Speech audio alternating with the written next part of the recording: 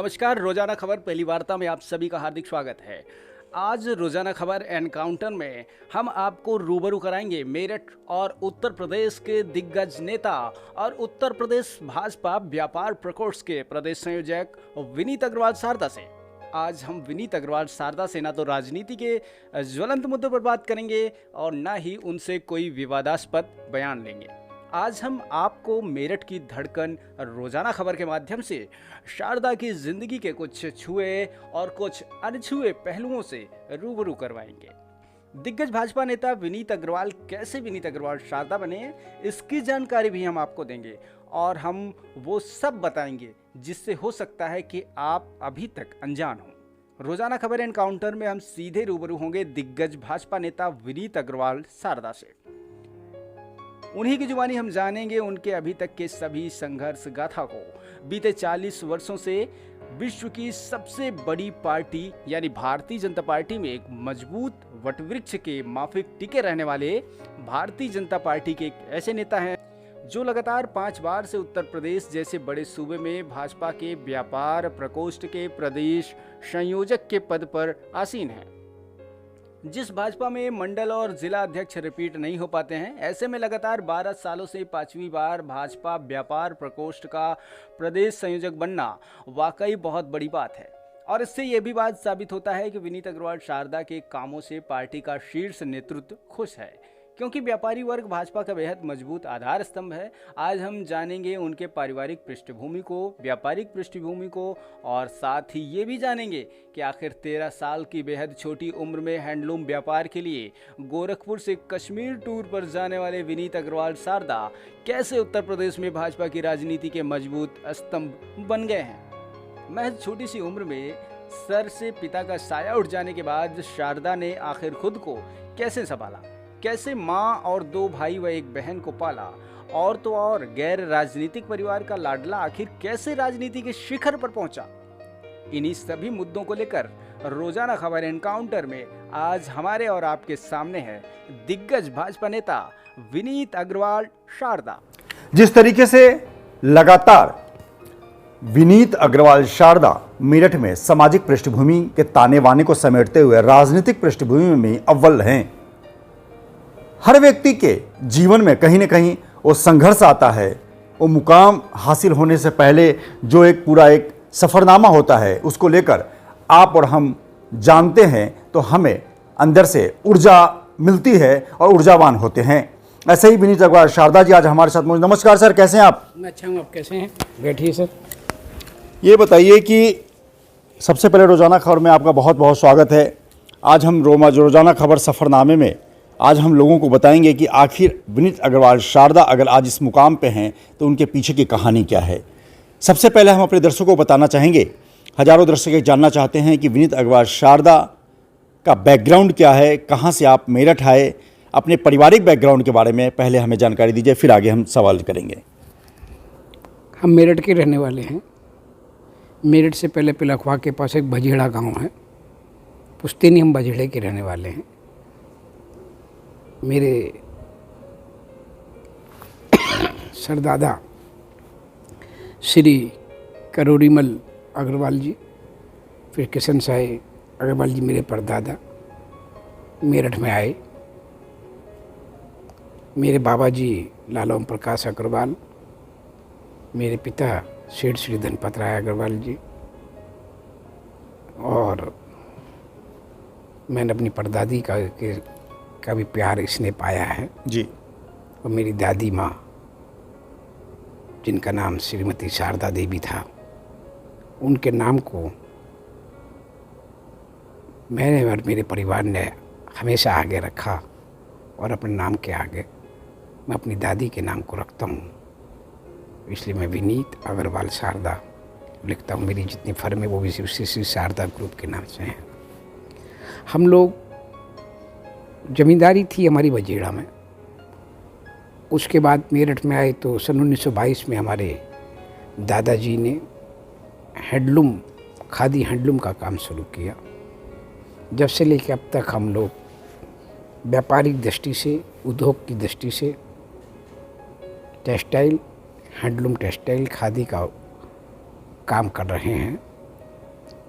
और मैं समझता हूँ उस समय 1922 में सिर्फ गिनी चुनी फैक्ट्रियाँ थी, 5-7 फैक्ट्री थी, उसमें हमारे दादाजी की फैक्ट्री थी। भगवान को मैं, तिरुपति बालाजी भगवान जी मेरे इष्ट देवता हैं, मैं उनको धन्यवाद देता हूँ कि भगवान ने हमें इतनी शक्ति, इतनी ताकत और इतना प्यार और इतना आशीर्वाद दिया कि हमने अपने पूर्वजों, अपने खानदान, अपने दादा परदादा, अपने पिता के नाम को आगे बढ़ाने का काम अपने भाइयों के साथ हमने किया। मेरा सौभाग्य है, मुझे दादाजी का बहुत स्नेह और प्यार मिला, परदादी का मिला, दादी का मिला, अपनी माँ का मिला। दादाजी के साथ साथ मुझे अपने पिता का भी बहुत मार्गदर्शन, बहुत स्नेह और बहुत छोटी उम्र में ही उन्होंने मुझे व्यापार की पगडंडी पे कैसे चला जाता है वो मुझे सिखा दिया। बहुत छोटी उम्र में मेरे पिता का देहांत हो गया था। वो 40 वर्ष के लगभग उनकी उम्र रही होगी उस समय। मैं कुल 13-14 साल का था जब उनके साथ मैंने व्यापार की गतिविधियों में भाग लेना शुरू कर दिया था।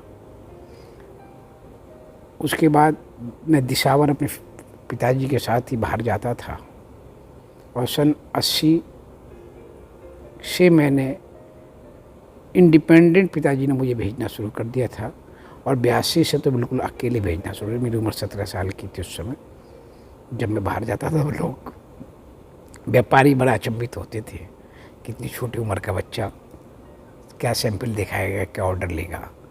पर जब वो मिलते थे, बातचीत करते थे तो पिताजी और दादाजी का दिखाया हुआ, सिखाया हुआ कार्य मेरे काम आता था। मेरे दादाजी ने मुझसे कभी कहा था कि दिन में ऐसा काम करना कि रात को थक कर नींद आए, और रात को ऐसा काम करना दिन में लोगों को मुंह दिखा कर चल सको और कह सको लाला ओम प्रकाश का पोता जा रहा है।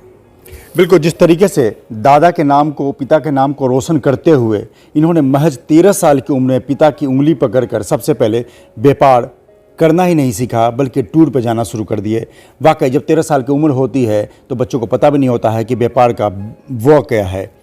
लेकिन तमाम संघर्षों के बाद भी, पिता का साया उठने के बाद भी भाइयों के साथ मिलकर, 3 भाइयों के साथ मिलकर आज व्यापार प्रतिष्ठान के रूप में, शारदा टेक्सटाइल के रूप में एक देश में एक अलग ही मुकाम है।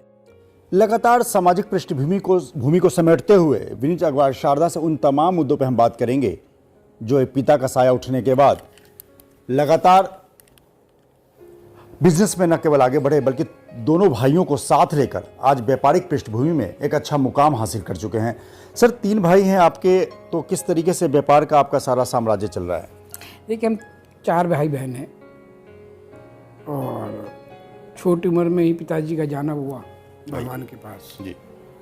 उसके बाद छोटी उम्र में बहन की शादी हुई, फिर मेरी शादी हुई। भगवान की कृपा से दोनों भाइयों का साथ, उनकी ताकत, उनकी हिम्मत से ही मैंने सामाजिक और राजनीतिक परिदृश्य में कदम रखा। और सबसे बड़ा योगदान राजनीति में और सामाजिक में आने का मैं देता हूँ तो अपनी पत्नी को देता हूँ जी, अपनी माँ को देता हूँ। अगर माँ और पत्नी का साथ ना हो तो आदमी राजनीति में और सामाजिक कार्य को नहीं कर सकता। बिल्कुल। और व्यापार में भाइयों का साथ ना हो तो आदमी 24 घंटे राजनीति, समाज की सेवा नहीं कर सकता।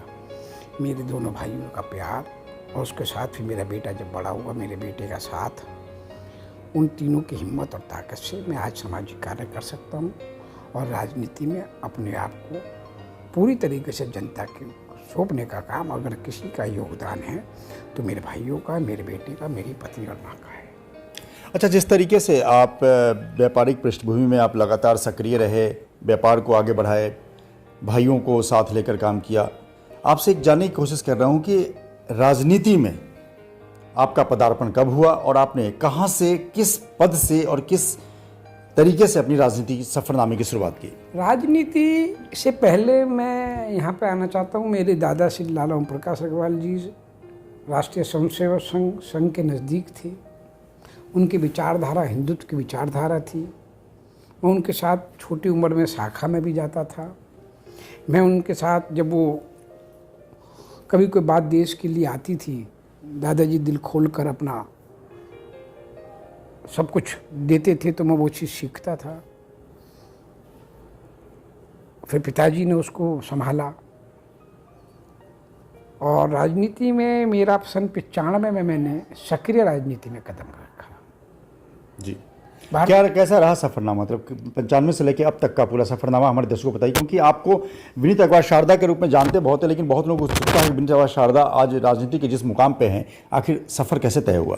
देखिए, सन 1995 से लेके अब तक भारतीय जनता पार्टी व्यापार प्रकोष्ठ मेरठ जिला के कार्यकारिणी का सदस्य मैं सन 97 में बना। 98 में व्यापार प्रकोष्ठ का जिले का उपाध्यक्ष बना। 2000 में जिले का महानगर का अध्यक्ष बना व्यापार प्रकोष्ठ का, और 2010 में मैं प्रदेश मंत्री बना। 2010 में मैं भारतीय जनता पार्टी लघु उद्योग व्यापार प्रकोष्ठ का प्रदेश अध्यक्ष, प्रदेश संयोजक बना, और 2013 में भारतीय जनता पार्टी व्यापार प्रकोष्ठ का प्रदेश संयोजक, प्रदेश अध्यक्ष बना। तो 2010 से लेकर अब तक 12 साल से मैं भाजपा व्यापार प्रकोष्ठ के प्रदेश संयोजक का दायित्व बड़ी ईमानदारी से, बड़ी कर्मठता से और व्यापारियों को नज़दीक से समझते हुए, व्यापारियों के दुख और दर्द को समझते हुए वो निभाने का प्रयास करता हूँ। तो संगठन ने और भारतीय जनता पार्टी, जो मेरी माँ के साथ मानता हूँ अपनी पार्टी को, उसने मुझे लगातार एक ही प्रकोष्ठ का प्रदेश संयोजक व्यापारियों के बीच में मैं भेजा।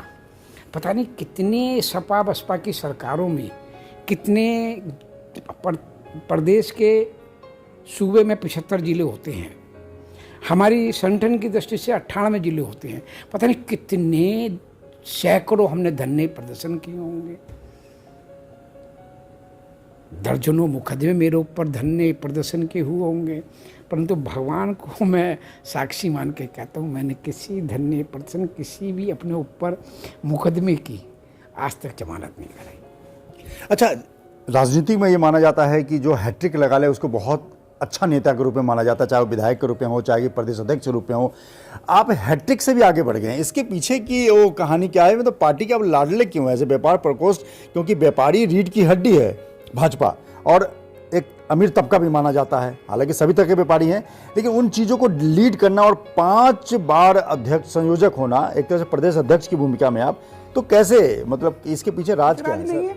राज है कर्म करना, राज है अपने आप को समर्पित भाव से पार्टी को दायित्व पद देती है तो उसको पद न मानना, दायित्व मानना, दायित्व मान के उसको उस दायित्व का ईमानदारी से निर्वाह करना।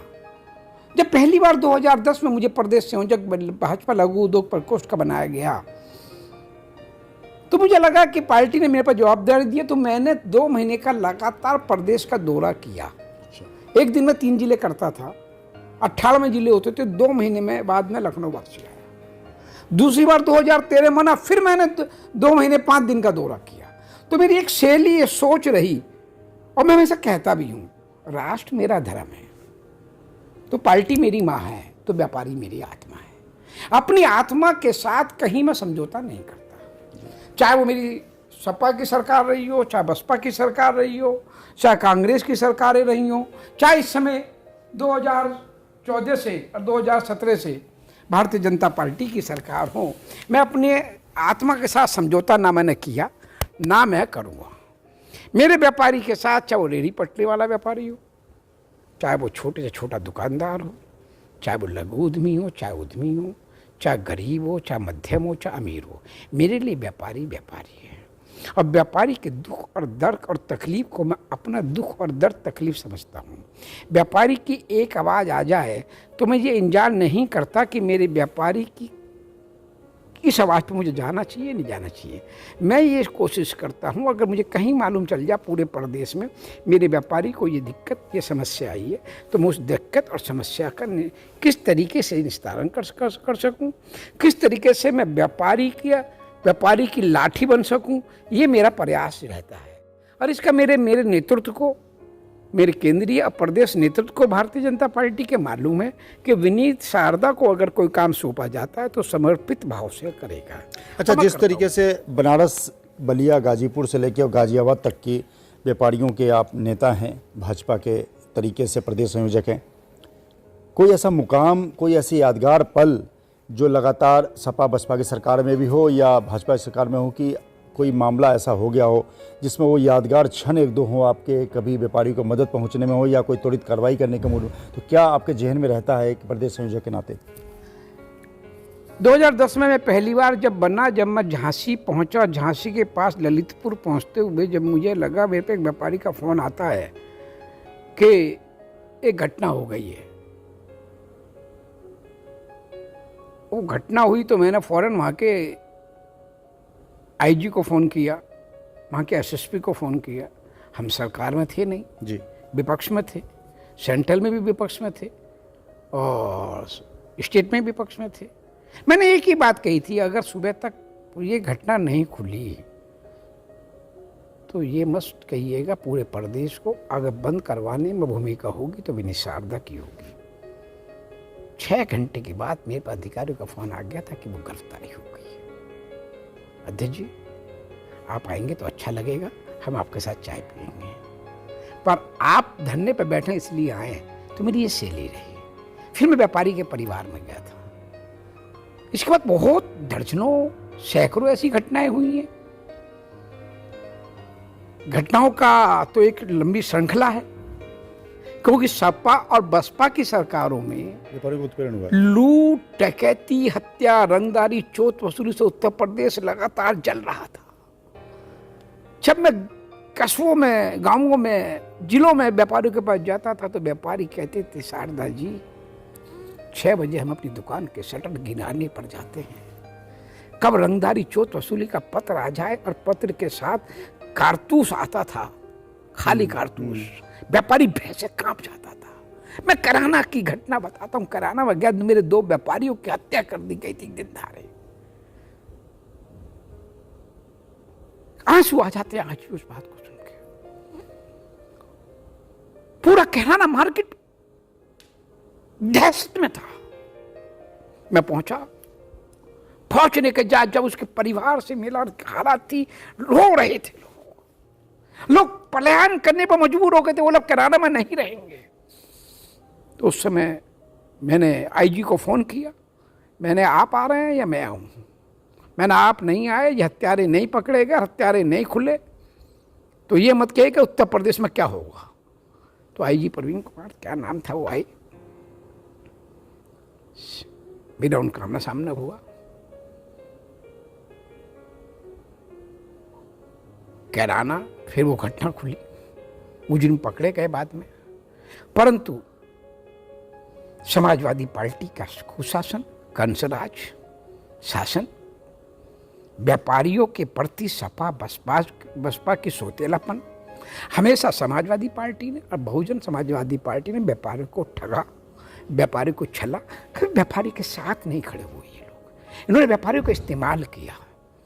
और भारतीय जनता पार्टी अकेली एक पार्टी रही है जिन्होंने व्यापारियों के मान, सम्मान, स्वाभिमान की हमेशा रक्षा की है और करने में नहीं, करने में विश्वास किया है। इसलिए लगातार पार्टी ने मुझे यही सोच के लगातार जवाबदारी दी होगी। मैंने कभी नहीं कहा पार्टी से कि मुझे ये बनाइए वो बनाइए। बिल्कुल, जिस तरीके से लगातार 5 बार 3-3 साल के लिए या 2-2 साल के लिए अगर 5 बार कोई किसी प्रकोष्ठ का भाजपा में प्रदेश संयोजक है तो वाकई जमीन से जुड़े होने के लिए जो सबूत मिलते हैं वो वाकई पार्टी और जनता और व्यापारियों के बीच में उनको प्यारा बना देता है। नमस्कार, रोजाना खबर में फिर से आपका स्वागत है। आज हमारे रोजाना खबर इनकाउंटर में हमारे साथ हैं भाजपा के दिग्गज नेता, उत्तर प्रदेश व्यापार प्रकोष्ठ के प्रदेश संयोजक विनीत अग्रवाल शारदा। तमाम मुद्दों पर बातचीत जारी है, व्यक्तिगत मुद्दे, पारिवारिक मुद्दे, संघर्षों की कहानी, अभी तक के जो सफ़रनामे है उस पर बातचीत हो रही है, व्यापारियों के हित की बात हो रही है। 5 बार से लगातार व्यापार प्रकोष्ठ के संयोजक है, उस जीवटता पे बात हो रही है। साथ में हम लगातार उनसे चर्चा कर रहे हैं। सर, एक बार फिर आपका स्वागत है रोजाना खबर में। एक चीज़ बताइए कि जिस तरीके से आप लगातार व्यापारियों के हित के लिए आप लगातार संघर्ष कर रहे हैं, बीच में कोरोना काल भी आया, जीएसटी का मुद्दा आया, फिर भी चुनाव हुए, अखिलेश यादव कह रहे थे कि ये मुद्दा कोरोना काल में व्यापारी परेशान है, जीएसटी मुद्दा व्यापारी उनके साथ हैं, जीतने का दावा कर रहे थे, सरकार बनाने की बात चल रही थी, लेकिन बीच योगी जी फिर से मुख्यमंत्री बन गए। क्या आपको लगा कि जमीनी स्तर पे व्यापारी नाराज था या जीएसटी को लेकर या कोरोना के लेकर ऐसा कुछ? क्योंकि आप व्यापारियों के नेता रहे हैं और वहीं फिर कहूँगा कि बनारस से लेकर गाजियाबाद तक आपने एक कर दिया। रस्तोगी जी, उत्तर प्रदेश की ये देवतुल्य जनता को जब आप देवतुल्य जनता नहीं मानेंगे, देवतुल्य भगवान के रूप में उनको मानेंगे, जब ही हम जनता के दिलों के नज़दीक पहुंच सकते हैं। मैंने बहुत बारीकी से, बहुत नज़दीकी से देखा है। 2010 में जब पहली बार मैं लघु उद्योग व्यापार प्रकोष्ठ का प्रदेश संयोजक बनकर मैंने जनता के बीच में प्रदेश में गया, और जब प्रदेश में अराजकता का माहौल था, सपा बसपा की सरकारों होती थी और सपा बसपा की सरकार में रोज व्यापारी के साथ लूट, डकैती, हत्या, रंगदारी, चोट वसूली से उत्तर प्रदेश जल रहा था। मैं तो कहता था उस समय कि जंगल राज का कोई कानून होता होगा, परंतु उत्तर प्रदेश में जंगल राज के कानून की धज्जियाँ उड़ाई जा रही थी। जब मुझे चाहे जौनपुर हो, चाहे बनारस हो, चाहे गोरखपुर हो, चाहे बलिया हो, चाहे गाजीपुर हो, चाहे बाराबंकी हो, चाहे फैजाबाद हो, चाहे बलरामपुर हो, चाहे अम्बेडकर नगर हो, चाहे लखनऊ हो, चाहे सीतापुर हो, चाहे रायबरेली हो, चाहे बरेली हो, चाहे रामपुर हो, चाहे मुरादाबाद हो, चाहे शाहजहांपुर हो, चाहे बुलंदशहर हो, खुर्जा हो, अलीगढ़ हो, आगरा हो, फिरोजाबाद हो, चाहे सहारनपुर हो, चाहे मुजफ्फरनगर हो, चाहे कैराना हो, शामली हो, जब व्यापारी के बीच में धरने और प्रदर्शन करने पड़ते थे और हम पे मुकदमे थोपे जाते थे, हम जब भी विचलित नहीं हुए थे। हम व्यापारियों के लिए संघर्ष करने वाले लोग हैं, हम व्यापारियों के लिए लड़ने वाले लोग हैं। हमने व्यापारी को वो परेशानियाँ से महसूस करी हैं। जब व्यापारी 6 बजे अपनी दुकान का शटर गिरा दिया था, ये भय और बात। हम बाहर के व्यापारी उद्योगों से कहते थे, उत्तर प्रदेश में उद्योग क्यों नहीं डालते हो? वो कहते थे, उत्तर प्रदेश जहाँ पे मायावती राज करती है, वो उत्तर प्रदेश जहाँ पे अखिलेश यादव राज करता है, जहाँ सुरक्षा की गारंटी नहीं है, व्यापारी को उठा लिया जाए, लघु उद्योग खत्म हो जाए। बिजली नाम की चीज़ नहीं होती थी। सूबे में 75 जिले, 5 जिलों में बिजली आती थी। 70 जिलों में मेरा लघु उद्यमी जनसेट पर काम किया करता था। उत्तर प्रदेश को 25 साल पीछे इन्होंने किया। हम भी सरकार चला रहे हैं, हमारी इससे पहले भी सरकार रही। बाबू कल्याण सिंह जी मुख्यमंत्री रहे, राम प्रकाश गुप्ता जी मुख्यमंत्री रहे, आज देश के रक्षा मंत्री श्री राजनाथ सिंह जी उस समय मुख्यमंत्री रहे। हमने भी सरकार बड़ी ईमानदारी से चलाई। हमारी सरकार में व्यापारी भय मुक्त होता था। पर इनकी सरकार में ऐसा क्यों हो? क्योंकि ये व्यापारी को हमेशा इस्तेमाल करते थे। इनके ही गाड़ी जब इनकी रुकती थी, इनकी गाड़ी में लाल झंडा और जालीदार टोपी पहने हुए जब लोग उतरते थे तो व्यापारी भयभीत हो जाता था, क्योंकि रंगदारी, चोट वसूली मांगने का काम समाजवादी पार्टी बसपा के गुंडे करते थे। नेता के रूप में ये गुंडा भेद वसूली करते थे। हमने उसको रोका। सपा भाजपा की सरकार बनी, केंद्र में मोदी जी की और उत्तर प्रदेश में योगी जी की, तो अपराधी या तो जेल के अंदर गया, या अपराधी को उत्तर प्रदेश छोड़ के जाने पर मजबूर होना पड़ा, या अपराधी को यमराज का पहुंचाने का काम किया तो योगी आदित्यनाथ जी ने किया। हमने एक वादा किया था, उस वादे को हमने पूरा किया। हमने कहा था उत्तर प्रदेश में सुशासन देंगे, उत्तर प्रदेश में बिगड़ी कानून व्यवस्था को सही करेंगे, उत्तर प्रदेश में 24 घंटे बिजली देंगे, साफ सुथरी सड़कें देंगे, बढ़िया माहौल देंगे। 2018 में पहली व्यापारी समिट हुई तो 4 लाख करोड़ रुपए से ज़्यादा का निवेश हुआ, 5 लाख लोगों को अभी तक रोजगार मिल चुका। तीसरी व्यापारी समिट अभी 3 जून को हुई तो 80,000 करोड़ रुपए का निवेश आया। इसलिए टाटा, बिरला, अंबानी, अडानी जैसे उद्योगपति पहले उत्तर प्रदेश में की ओर पैर पसार के सोते नहीं थे, उद्योग डालने को तैयार नहीं थे। आज देश विदेश और प्रदेश का उद्योगपति उत्तर प्रदेश में उद्योग डाल रहा है।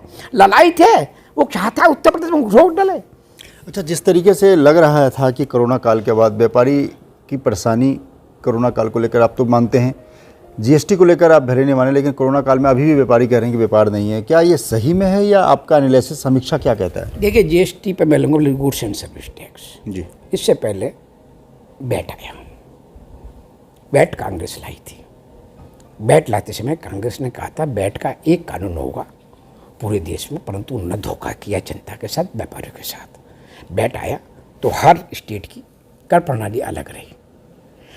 हम जीएसटी लाए, हम अभी तक 400 कुछ बार जीएसटी में सरलीकरण कर चुके हैं। हम किसी चीज़ को हमारी सरकार अहंकार के रूप में नहीं लेती, स्वाभिमान के रूप में लेती है। आम जनता के बीच में जाते हैं, कोई कानून लाते हैं तो आम जनता को जो हमें राय देती है उस राय से हमारी सरकार उस पर सल्लीकरण करती है। जीएसटी से आम आदमी को फायदे, और 27 किस्म के टैक्स खत्म करके एक GST goods and service tax की स्थापना हुई। तो जीएसटी जब लागू हुआ तो 27 किस्म के टैक्स खत्म हुए। आज जीएसटी के पैसे से ही आप देखिए पूरे देश में डेवलपमेंट हो रहा है। देश में एक्सप्रेसवे का जाल बिछ गया, सड़कें हो गई, 24 घंटे बिजली उपलब्ध है, पानी उपलब्ध है, स्वच्छ पानी उपलब्ध है। आज उत्तर प्रदेश सबसे बड़ा प्रदेश है देश का। आज 5 एक्सप्रेसवे उत्तर प्रदेश में काम कर रहे हैं। 2 एक्सप्रेसवे पे काम चल रहा गति से। मेरठ और दिल्ली का रास्ता 4 घंटे होता था, अब 40 मिनट आज हो गया। 40-50 मिनट में मेरठ का व्यापारी मेरा गाड़ी लेकर दिल्ली पहुंच जाता है और उसकी फ्लाइट की मीटिंग होती है, एयरपोर्ट पहुंच जाता है 1.25 घंटे के अंदर। ये हालात हो गए। आज मेरठ से प्रयाग तक का एक्सप्रेसवे बन रहा है। आज मेरठ से गंगा, आज मेरठ से देहरादून हम 3.5-4 घंटे में पहुंच सकते हैं। तो मेरे दोस्त, पूरे देश में अगर ये काम किया तो देश के नवयुग विश्वकर्मा श्री मैं नितिन गडकरी जी को इसके लिए धन्यवाद देना चाहता हूँ कि उन्होंने विश्वकर्मा का रोल निभाया और विश्वकर्मा के रूप में उन्होंने भारत को एक साफ सुथरी सड़कें, नए एक्सप्रेसवे। अमेरिका को अगर कोई पीछे करेगा, लंदन को पीछे करेगा तो उसका नाम नरेंद्र मोदी जी है और नितिन गडकरी है और योगी आदित्यनाथ है। राजनीति के अलावा विनीत अग्रवाल शारदा को साहित्यिक और महापुरुषों के जीवन पर आधारित किताबों को पढ़ने का शौक है। इतना ही नहीं, बहुत कम लोग जानते होंगे कि यूपी भाजपा के दिग्गज नेता विनीत अग्रवाल शारदा को पुराने गानों को भी सुनने का शौक है। 24 घंटे राजनीति और समाज सेवा करने का जज्बा रखने वाले विनीत अग्रवाल शारदा को जब भी समय मिलता है तो वो पुराने गानों के साथ अपनी लाइब्रेरी में किताबों को पढ़ने में खो जाते हैं। विनीत अग्रवाल शारदा की शादी गाजियाबाद के एक संपन्न परिवार में हुई। राजनीति में वो आज जो कुछ भी है उसमें उनकी पत्नी की भी बहुत बड़ी भूमिका है। कोई भी राजनेता या समाज सेवा तभी सफल हो पाता है जब उनकी पत्नी का पूरा साथ हो, और यही कुछ हुआ विनीत अग्रवाल शारदा के साथ भी। तिरुपति बालाजी को अपना सब कुछ मानने वाले विनीत अग्रवाल शारदा कर्म में विश्वास रखते हैं। आइए जानते हैं आगे की कहानी, क्या कहते हैं विनीत अग्रवाल शारदा। नमस्कार, एक बार पुनः फिर आपका स्वागत है। हम बात कर रहे हैं भाजपा के वरिष्ठ नेता, व्यापार प्रकोष्ठ के प्रदेश संयोजक विनीत अग्रवाल शारदा से। यूं तो राजनीतिक पृष्ठभूमि के इंटरव्यू आपने कई देखे होंगे, लेकिन व्यक्तिगत ताने बाने को समेटते हुए, उनकी रुचि को, अभिरुचि को समेटते हुए रोजाना खबर कई विशेष इंटरव्यू आपको पहली बार शायद देखने को मिल रहा है कि विनीत अग्रवाल शारदा की क्या पसंद हैं, क्या नापसंद हैं। और राजनीति, जब 13 साल की उम्र से उन्होंने व्यापार शुरू किया तो क्या उनके जहन में था कि कभी राजनीति के इस इतने बड़े मुकाम पे उत्तर प्रदेश, जिसे एक देश का दर्जा है, ऐसे इतना क्षेत्रफल तो बहुत सारे देश में नहीं है, ऐसे में 5 बार लगातार एक व्यापारियों का नेता बने रहना, प्रदेश अध्यक्ष बने रहना, प्रदेश संयोजक बने रहना बहुत बड़ी बात है। सर, जब आप 13 साल की उम्र में पिताजी के साथ जब गए गोरखपुर, तो क्या कभी सोचा कि एक दिन विनीत अग्रवाल शारदा एक उत्तर प्रदेश की पहचान बनेगा? जिस गोरखपुर में 13 साल की उम्र में गए तो कोई आपको रिसीव करने को नहीं मिला होगा। आज जब विनीत शारदा गोरखपुर में कदम रखते हैं तो हजारों की भीड़ इकट्ठा हो जाती। क्या सोचा था जेल में? क्या इतने सफरनामे के बीच में कौन सा क्षण है जो आपको राजनीति में लाया और लगातार आप आगे बढ़ते चले गए? दिल को छूने वाली बात आपने कही। जी जी। 13 साल की कोई उम्र नहीं होती। बिल्कुल। 8वीं क्लास में पढ़ रहा था, बाहर खेल रहा था, पिताजी बाहर जा रहे थे, जबरदस्ती उनकी रिक्शा में उन्होंने बैठ गया तो मुझे बगैर कपड़ों के ही अपने साथ ले गए। माँ को भी बाद में पता चला कि मैं पिताजी के साथ चला गया। कपड़े भी जब पहला स्टेशन उतरे गोरखपुर तो वहीं पर उन्होंने मुझे मेरे लिए कपड़े से दिलवाए। मुझे आज तक कुछ नहीं याद है, पर मैं सोचता हूँ पिताजी की दूरदर्शिता थी। उन्होंने कुछ आने वाला भविष्य देख लिया था। 77 में स्कूल बंद थे, 8वीं क्लास में पढ़ता था, जिद करते पिताजी के साथ चला गया। 78 से ले 80 तक पिताजी के साथ दिसावर में जगह जगह घूमा। मुझे आज भी एक किस्सा याद है जम्मू का। जम्मू में हरि मंदिर होता है, वहाँ हम ठहरे हुए थे। सुबह को उठे तो जेब खाली थी। जेब में न पिताजी के कुछ पैसा था न मेरे था। हमारे एजेंट थे शक्ति प्रसाद शर्मा, उनकी जेब खाली थी। मेरा छोटा भाई भी साथ में गया हुआ था विपिन, सबकी 5-4 रुपये जेब खाली, अचंभित खड़े हो गए। सुबह नाश्ते करने के लिए पैसे नहीं बचे थे। अच्छा। पिताजी बोले मैं इधर जाता हूँ पुंछ बाजू में, तुम इधर जाओ। उधमपुर से पहले एक शहर वो था नवासराय, नवास कुछ शहर था। मैं बस से उतर के वहाँ पर गया। उस समय मेरठ के हैंडलूम के साथ साथ पिताजी साउथ की 7-8 एजेंसियों का और काम करते थे। मेरे पास 8 फर्मों के सैंपल सेट थे। एक अपनी फर्म का, साउथ की लुंगी का, बेडशीट का, दरी का, इस तरह की 8 थे। जब नवासराय उस व्यापारी के पहुंचा, पहुंचते पहुंचते के व्यापारी के पहुंचा तो उसने देखा एक 15 साल का छोटा सा बच्चा आया है। उसने मुझे बैठाया, मीठा मंगाया, पानी पिलाया। चाय में बचपन से नहीं पीता था। उस समय कुछ उसने ठंडे में कुछ मंगाया, मेरे याद नहीं क्या मंगाया। मैंने पिया, स्वादिष्ट लगा। बोले कहाँ से आए हैं? मैंने मेरठ से आया हूँ। क्या करते हैं? मैंने कहा हमारा हैंडलूम का व्यापार है और हम ये आइटम बनाते हैं। बोले दिखाइए, सैंपल दिखाइए। मैंने सैंपल दिखाने शुरू करे तो मेरे पास उस समय 8 या 9 फर्मों के सैंपल होते थे। साउथ में करूर, भिवंडी और तिरुचि, करूर, इरोड, सेलम, वहाँ के मेरठ की हमारी अपनी फर्म का। उन्होंने मुझे हर सैंपल सेट का अलग अलग 8 या 9 थे ऑर्डर दिए। अब मुझे आज भी याद है 58 या 59 रुपये मुझे उन्होंने एडवांस दिया उस समय, 1980।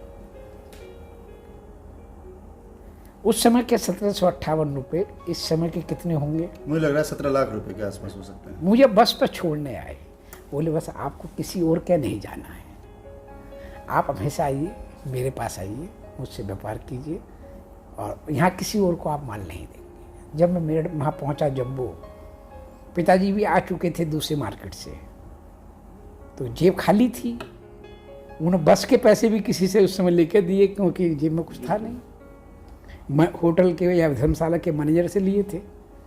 शाम को पहले जाते तो जो धर्मशाला के मैनेजर से पैसे लिए पहले उनको वापसी दिए।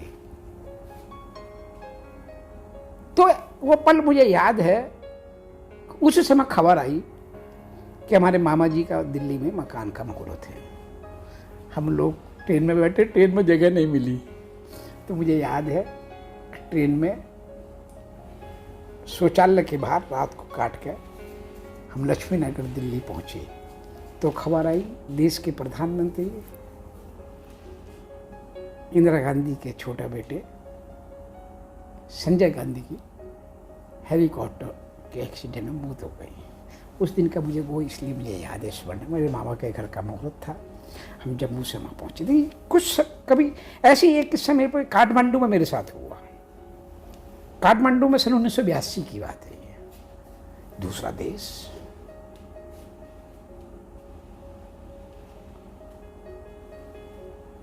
सात दिन रुके हुए हो गए।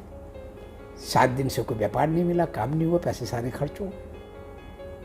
7 दिन से होटल वाला बोला कब कब रुको। मैंने कभी तो मेरा बिल बनाओ, हम आज शाम को जाएंगे। सुबह हम निकले, किसी होटल टेलीफोन होते नहीं थे, कुछ नहीं होता था, जेब में कुछ पैसा नहीं बचा, सारे खर्च हो चुके थे। तो एक व्यापारी मिला न्यू मार्केट के पीछे काठमांडू में। उसने सैंपल देखे, सैंपल देख कर ऑर्डर दिया और मुझे उस समय 700 कुछ उन्होंने एडवांस दिए।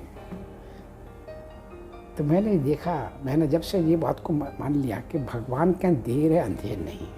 बिल्कुल, जिस तरीके से भगवान के यहाँ देर है अंधेर नहीं है, तमाम मुद्दों पे हम बातचीत जारी रखेंगे। हमारे पास अभी जो हमारे सामने बुक है, आप देख सकते हैं। मैं अपने कैमरामैन से कहूँगा जब लाइब्रेरी दिखाएं विनीत अग्रवाल शारदा की, बहुत कम लोग जानते होंगे कि ये पढ़ने में भी बहुत दिलचस्पी रखते हैं, बहुत शिद्दत से रुचि रखते हैं। हर तरह की किताबें हैं, चाहे वीर सावरकर जी हों, विवेकानंद जी हों, सभी धर्मों के किताब, सभी हिंदू धर्म से लेकर तमाम चीज़ों को लेकर लगातार पढ़ते हैं, पढ़कर जानकारी हासिल करते हैं, मुद्दे पर बात करते हैं, फैक्ट्स पर बात करते हैं।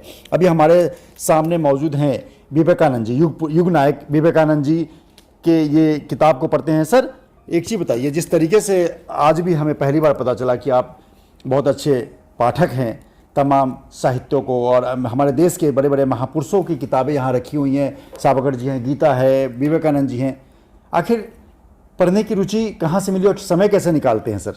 मैंने कहा ना, जब मैं सन 80 में पहली बार बाहर निकला अकेला, तो बुक स्टॉल पर मुझे किताब लेने की आदत थी। दादाजी ने कहा था दिन में ऐसा काम करना, रात को थक कर नींद आए, रात को ऐसा काम करना, दिन में लोगों को मुंह दिखा कर चल सको, कह सको सेठ लाला ओम प्रकाश का पोता जा रहा है। तो जब सुबह व्यापार को निकलते थे, शाम को रात को घर आते थे, होटल में आते थे, उसमें होटल में धर्मशालाएँ हुआ करती थी, आते थे, तो मुझे 2 शौक पड़े, एक तो पढ़ने का और एक पिक्चर देखने का। बहुत बढ़िया। 50 पैसे रिक्शा में लगते थे, 1 रुपये का टिकट होता था, पिक्चर में जाते थे, आधी पिक्चर मिलती थी। और नहीं जिस दिन पिक्चर होती तो हम किताब पढ़ा करते थे। किताब पढ़ने से क्या होता था, हम कोई किताब ले लेते थे, कभी मतलब जो उस समय को हमें अच्छी लगती थी। उस समय तो मैं जासूसी उपन्यास पढ़ता था, उस समय शौक पड़ा ओम प्रकाश का, वेद प्रकाश जी का, वेद प्रकाश कंबोज का, इनके जासूसी उपन्यास पढ़ता था। उसके बाद जासूसी उपन्यास के बाद फिर मुझे धार्मिक पढ़ने का शौक़ हुआ, फिर मुझे राजनीतिक पढ़ने का शौक़ हुआ, फिर मुझे सामाजिक में घनश्याम दास बिरला जी की किताब आई, उसको पढ़ा। फिर बसंत बिरला ने वो लिखी थी घनश्याम दास जी के लिए, उनके बड़े बेटे थे बसंत बिरला, उनको पढ़ा। फिर JRD टाटा पर किताब आई, उसको पढ़ा। फिर धीरूभाई अंबानी पर किताब आई, उनको पढ़ा। मुझे पढ़ने का शुरू से शौक़ रहा। फिर जब मैं राजनीति में मैंने कदम रखा सन 1995 में, उसके बाद मुझे पढ़ने का शौक़ हुआ। पढ़ने से मुझे लगा कि पढ़ने से एक नॉलेज मिलती है। बिल्कुल बिल्कुल। और पढ़ने से हमें मालूम चलता है कि क्या वजह से भी विवेकानंद जी है, नरेंद्र जी, इनका नाम था नरेंद्र जी, इनके पिताजी का नाम विश्वनाथ जी, इनके दादाजी का नाम दुर्गा प्रसाद जी। तो इनके पढ़ने से ही मेरे को आइडिया लगा कि इनकी पृष्ठभूमि क्या है। ये बहुत बड़े परिवार के थे। छोटी उम्र में इनके दादाजी संन्यास करके निकल गए थे, पिताजी ने घर को संभाला। फिर नरेंद्र जी ने दर्शक कमला, और जी आज देश में विवेकानंद के नाम पर प्रसिद्ध हुए, जिन्होंने भारत के नाम को विश्व पटल पर ऊंचा करने वाले ऐसे युग नायक बने। क्या आपकी अर्धांगिनी पे आप बात करूंगा कि जो आप विनीत अग्रवाल शारदा हैं, मेरे से पहले दादी, मम्मी, माँ और पिता तमाम लोगों का रहा। मैरिज के बाद जब आप व्यापारी भी थे और जब राजनीति में कदम रखे, उस दौरान से लेकर अब तक घर पे लोगों का आना जाना, आपका व्यस्त रहना, पत्नी की क्या भूमिका रही और आप किस तरह पत्नी को कंट्रीब्यूट करना चाहते हैं, डेडिकेट करना चाहते हैं अपने शब्दों से? ये सर 1989 में मेरी शादी हुई, 24 साल की उम्र थी, ससुराल गाजियाबाद, बड़े घराने की बिटिया थी। ये बहुत बड़ा इनका घराना। इनके पिताजी 6-7 भाई बहन, 6-7 भाई थे। साबुन का उत्पादन हमारे ससुर साहब ने कभी किया, तो नगरी में उनका नाम था। साबुन बनाने वाले, निरोल साबुन के पहले मैन्युफैक्चर हमारे ससुर साहब थे। तो उस घराने की बिटिया थी, घर में आई। एक मुझे लगा माँ को, हमारी दादी का जो सम्मान उन्होंने किया, परिवार को साथ में जोड़ने का जो इनमें गुण था, और मैं व्यापार के काम सिलसिले में दिसावर जाता था, देश के कोने कोने में जाता था, महीनों बाहर रहता था, कभी चूं नहीं की। और फिर राजनीति में जब कदम रखा, लोगों को आना जाना शुरू हुआ। एक दिन में कम से कम कभी 10 बार, कभी 15 बार, कभी 20 बार चाय बनाना, खाना बनाना, कभी चेहरे पर सलवट ना आना। तो मैं ये समझ सकता हूँ, घर की गृहिणी अगर कुशल है, घर की गृहिणी अगर हर चीज़ को समझती हैं, अगर आपकी माँ, आपकी पत्नी, आपकी बहन अगर आपको समझती हैं, तो आप राजनीति में, समाज सेवा में कदम रख सकते हैं। अगर आपकी पत्नी का आपको योगदान नहीं है, तो आप राजनीति में सफल नहीं हो सकते। तो मेरी पत्नी का योगदान मेरे साथ बहुत रहा। क्या नाम है पत्नी का? नाम बताएं। नाम संगीता है, जी।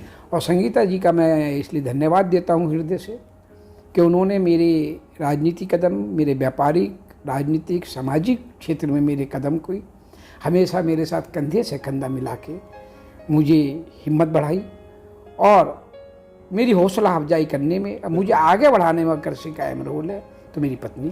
बिल्कुल, जिस तरीके से विनीत अग्रवाल शारदा बेशक किसी संवैधानिक पद पे अभी ना आए हो, लेकिन हमारी शुभकामना है कि वो जल्द संवैधानिक पद पे भी आए। लेकिन जिस तरीके से 5 टर्म लगातार 10-12 सालों से लगातार वो पार्टी के प्रदेश संयोजक हैं उत्तर प्रदेश से बड़े राज्य में, तो भाजपा के कहीं ना कहीं दिग्गज नेताओं में या जो शीर्ष नेतृत्व है उनका प्यार और समर्पण विनीत अग्रवाल के शारदा का है, इनका भी समर्पण पार्टी पे है और पार्टी को अपनी मां समझते हैं।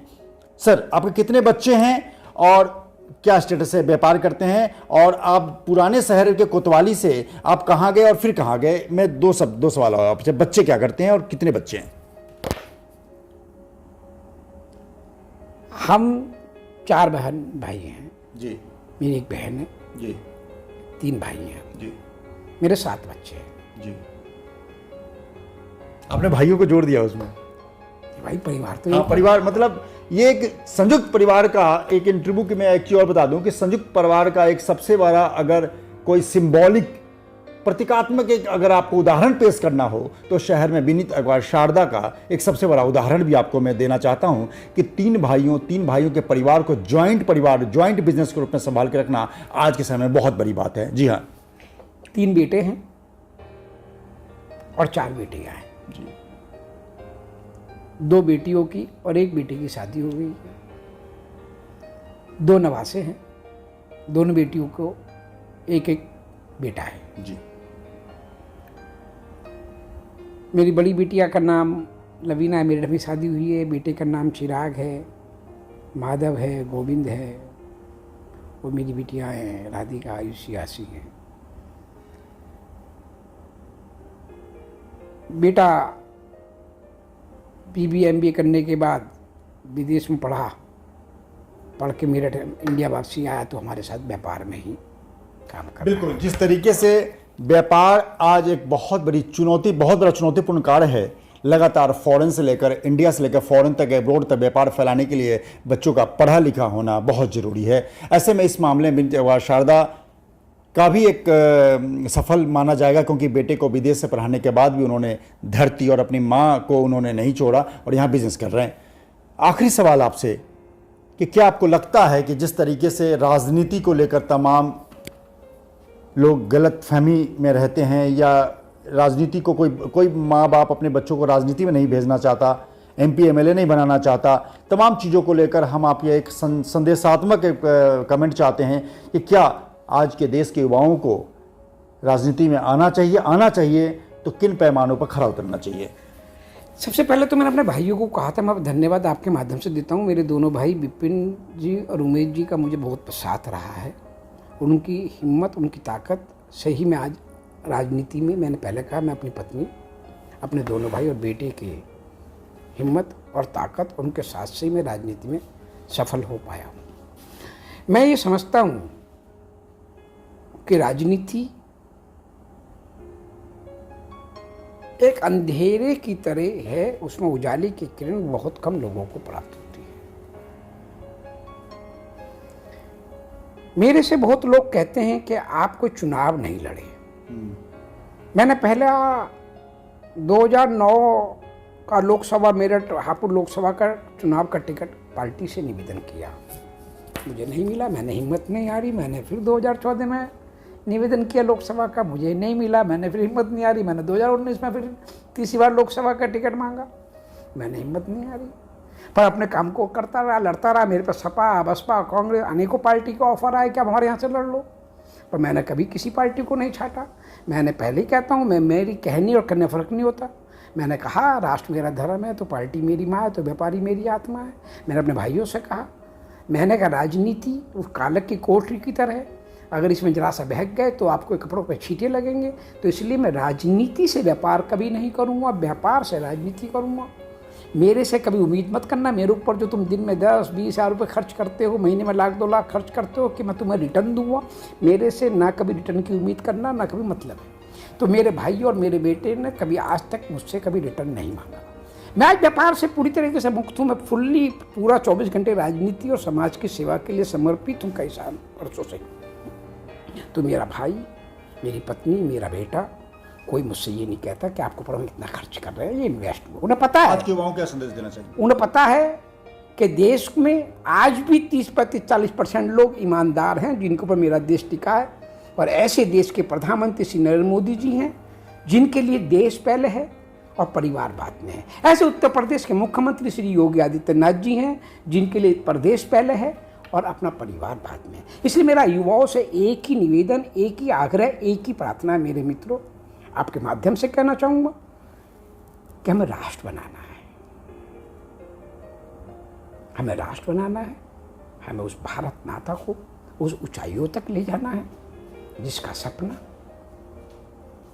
हमारे संघ परिवार राष्ट्रीय संघ सेवक संघ ने देखा, जिसका सपना अटल अडवाणी जी ने देखा, जिसका सपने को साकार करने में हमारे देश के लोकप्रिय प्रधानमंत्री नरेंद्र मोदी जी आज अग्रिम पंक्ति में विश्व के नेता के रूप में उभर रहे हैं। और उत्तर प्रदेश के यशस्वी मुख्यमंत्री योगी आदित्यनाथ जी ने जिस प्रकार से सपा बसपा के 15 साल के कंसराज रावण राज रूपी शासन को खत्म करके राम राज्य की और उत्तर प्रदेश में विकास की चौमुखी गंगा बहाई है, ऐसे महापुरुषों के दिखाए मार्ग पे चलने के लिए युवाओं को आगे आना चाहिए और कदम ना लड़खड़ाएं, सब्ज बाग ना देखें, समर्पित भाव से अपने परिवार को चलाने का काम करें। समर्पित भाव से अगर राजनीति में, तो राजनीति में आगे बढ़ते हुए ये करें कि मुझे संगठन जो काम दे रहा है उस काम को कर्मठता से, लगन से, ईमानदारी से, तन मन धन लगा के, जितने समर्पित अपने भाव से हो, लगा के देश की भावना, देश को आगे बढ़ाने के लिए, प्रदेश को आगे बढ़ाने के लिए काम करें।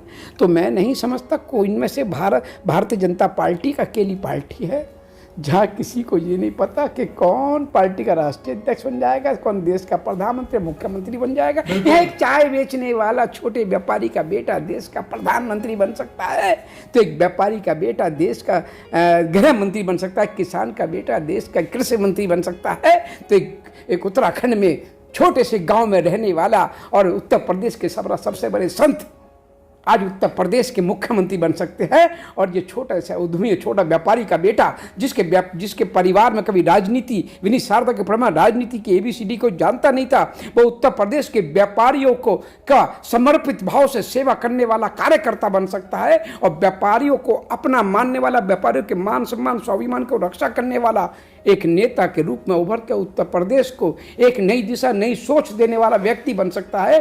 तो मेरा युवा, मेरा आने वाली पीढ़ी मेरे भारत को अगर दोबारा सोने की चिड़िया बनाएगी और भारत को विश्व गुरु बनाएगी तो ये युवा ही नरेंद्र मोदी और योगी आदित्यनाथ जी। आखिरी सवाल आपसे, एक आखिरी सवाल, क्या अभी तक जनप्रतिनिधि न बन पाने का कोई मलाल है या नहीं? बहुत संक्षिप्त। आप दिल को छूने की बात करते हैं विभूति जी भाई साहब। कौन व्यक्ति नहीं चाहता कि मैं जनप्रतिनिधि बनूं, परंतु मेरी एक इच्छा रही है जनप्रतिनिधि बनूं। तो मेरे मन की इच्छा है कि मैं अपने मेरठ के लिए क्या कर सकता हूँ। मेरा सपना है मेरठ को एक हवाई अड्डा देना जी। मेरा सपना है मेरठ को एक ऐसा अस्पताल देना, एम्स से भी बड़ा अस्पताल हो, वो मेरठ को देना।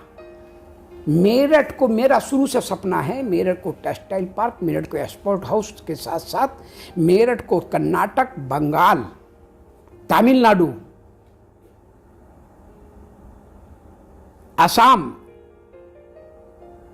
महाराष्ट्र, केरला, उड़ीसा, आंध्र, तेलंगाना, हर प्रांत से मेरठ के लिए रेल सेवा उपलब्ध हो, ऐसा मेरठ बना देना। बिल्कुल। मेरठ में 5 उद्योग मेन है। टेक्सटाइल जिस पर मैंने जन्म लिया, तो इस जो एशिया में सबसे पहले मेरठ टेक्सटाइल खादी के काम आता, उसमें export house, textile house, Meerut का लघु उद्योग, हैंडलूम उद्योग अग्रिम पंक्ति में चला जाए। जिस प्रकार से आज स्पोर्ट्स के नाम की मेरठ में पहचान है।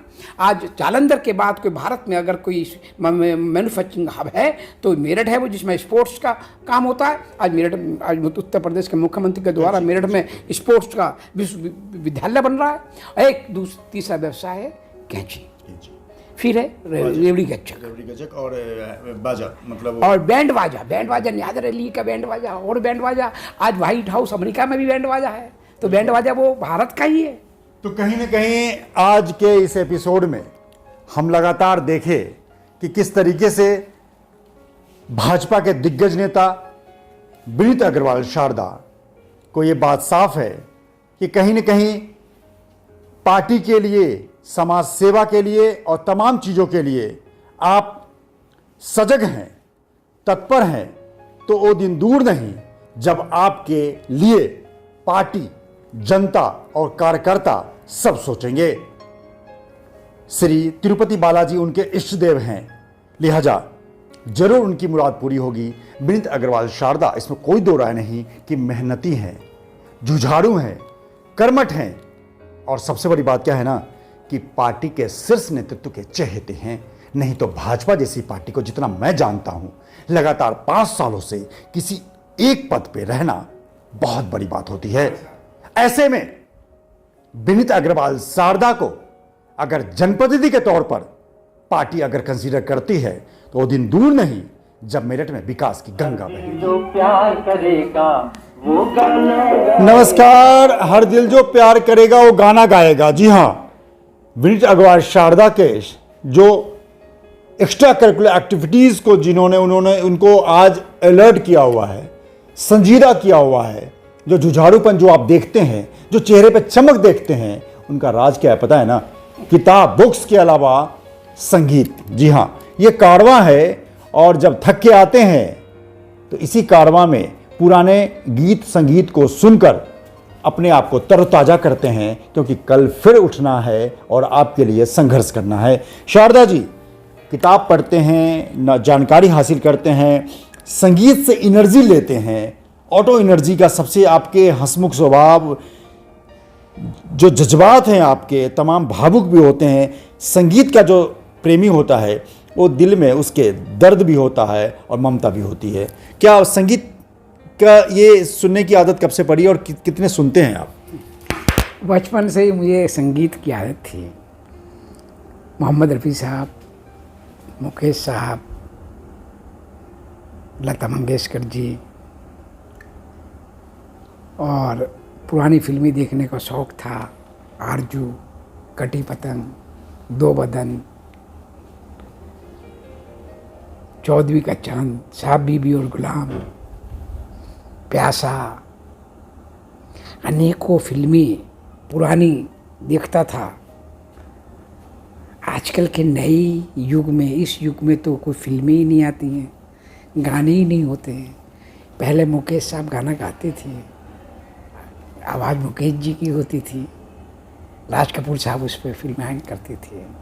तो क्या लगता था, अब भी आता हूँ, कारवां जब से आया तो वो रिकॉर्ड गीत संगीत सुन के तरोताजगी होती है। जो थकान जो पूरे 24 घंटे का काम है उसमें ये कितना मददगार साबित होता है। मैं कहता हूँ रात को सोते समय जरूर सुनना चाहिए, और सुबह को जब उठते हैं और जब नित्य काम फारिग बाथरूम में जाते हैं, शेविंग करते हैं और पेश करते हैं नित्य फारिग, उस समय संगीत चलता रहे तो मन तरोताज़ा होता है और दिल को सुकून मिलता है। ऐसा लगता है पुरानी किताबें पढ़ने से, पुराने ग्रंथ पढ़ने से और महापुरुषों को पढ़ने से, महापुरुषों ने क्या किया देश के लिए, उसके लिए ज्ञान हासिल होता है। और संगीत से, संगीत, पुराने संगीत में चाहे नौशाद साहब रहे हो संगीत का, चाहे मुकेश साहब रहे हो, मोहम्मद रफ़ी साहब रहे हो, किशोर कुमार रहे हो, लता मंगेशकर हैं, आशा भोसले हैं, इनकी आवाज़ दिल को छूती थी, ठंडक पहुँचाती है। और आज के युग में ना गीत है, ना संगीत है, ना फिल्में हैं। अब देखिए ना, जिंदा दिली का नाम है। मैं कैमरामैन से कहूँ जरा ये गाना रिकॉर्ड करे।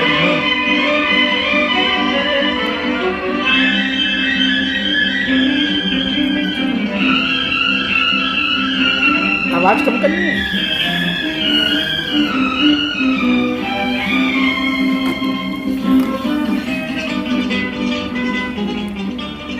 ये आपके सफर का साथी है एनर्जी का। जब जाता हूँ कारवां को अपने साथ छोटा कारवां रखता हूँ। आप गुनगुनाइए जरा। किसी की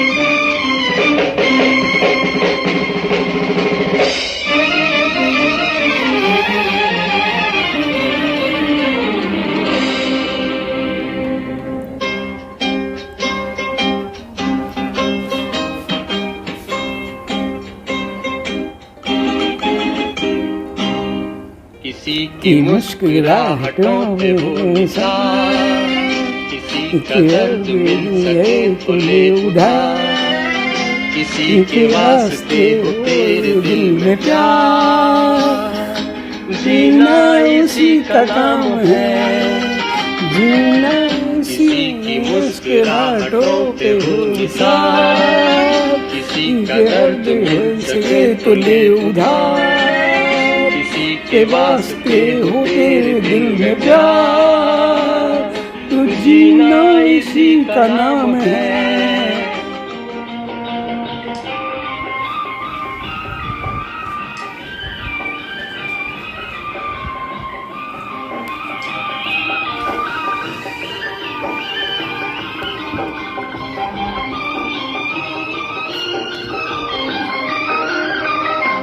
तुम्हारे महल चौबारे यहीं रह जाएंगे सारे, तुम्हारे महल चौबारे यहीं रह जाएंगे सारे, अकड़ किस बात की प्यारे, अकड़ किस बात की प्यारे, ये सर फिर भी